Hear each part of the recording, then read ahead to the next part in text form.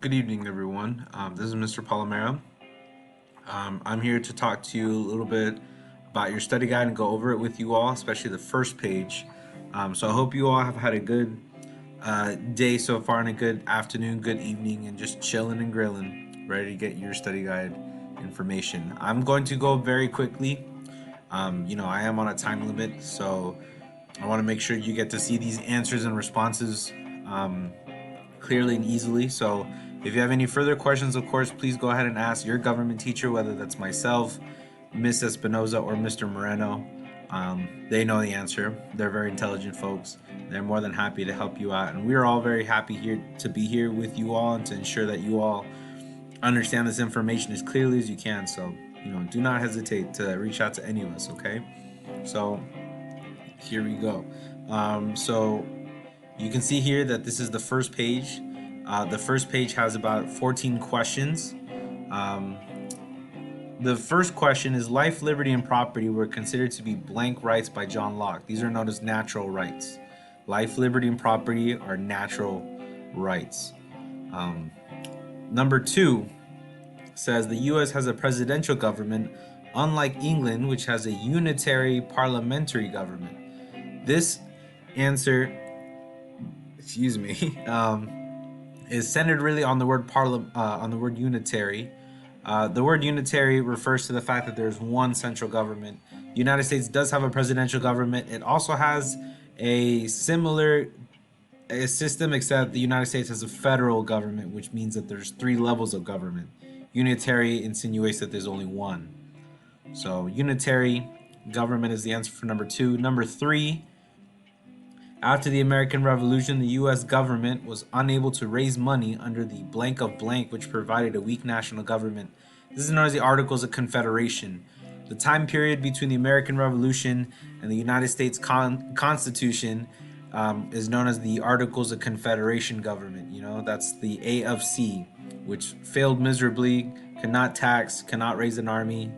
It really was a waste. So that is the one that shall not be named, basically, the Articles of Confederation for number three.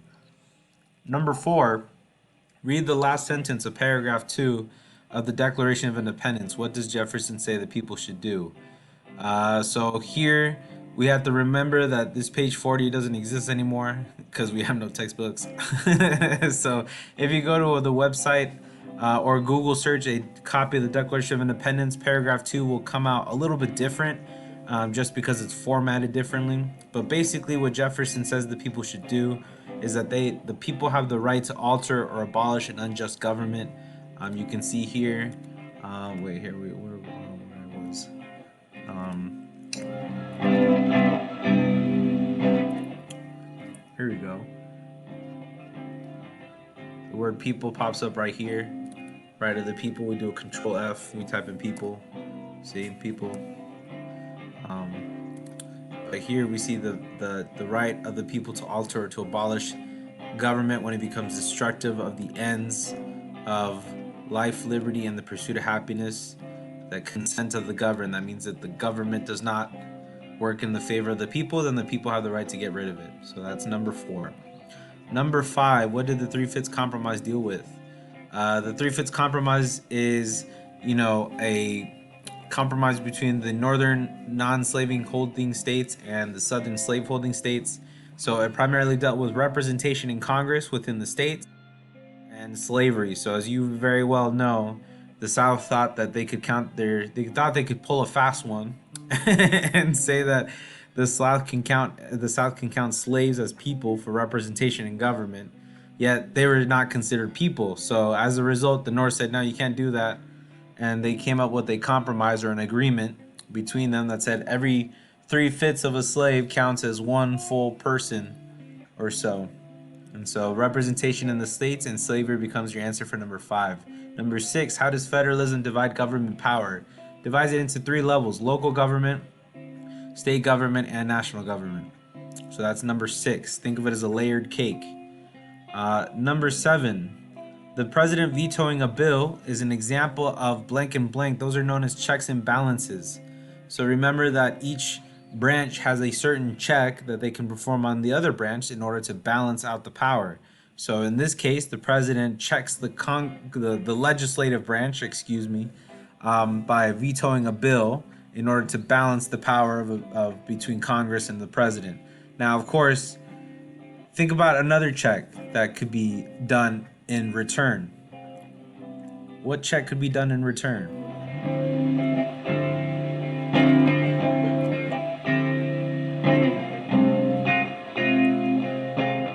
There is one check that is doable in this case, which is one in which if the president vetoes the bill, then the Congress can still decide to revote and override the veto, meaning I guess just kind of go over the veto, say forget the veto, we're gonna pass this bill anyways.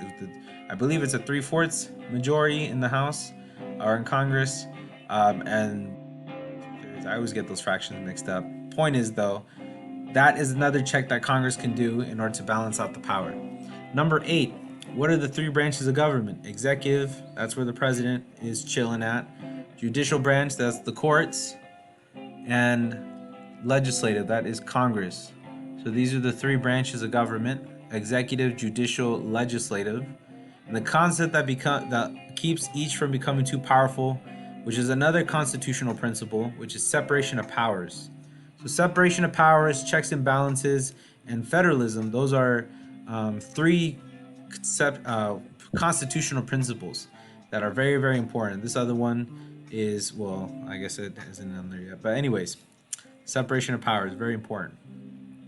Number 9, the fact that the Constitution has only been amended blank times is proof that it is a challenging process. So the answer for this one is 27. There are 27 amendments or changes or additions to the Constitution.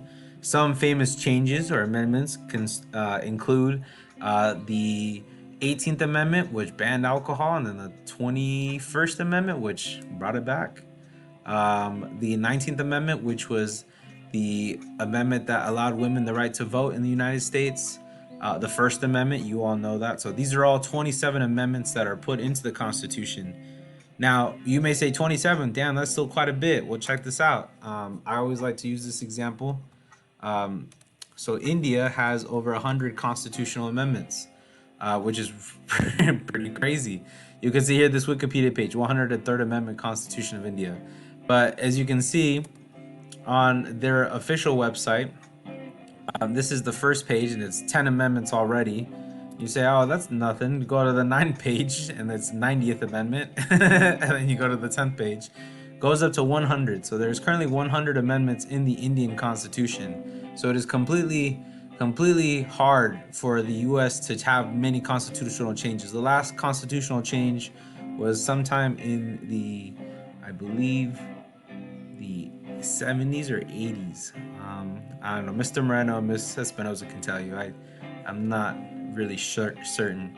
Number 10, what did anti-federalists fear? So strong central government was the number one thing that they were completely against and did not want to face a possible return kingdom or possible return to authoritative rule that was present in England and colonial America, right?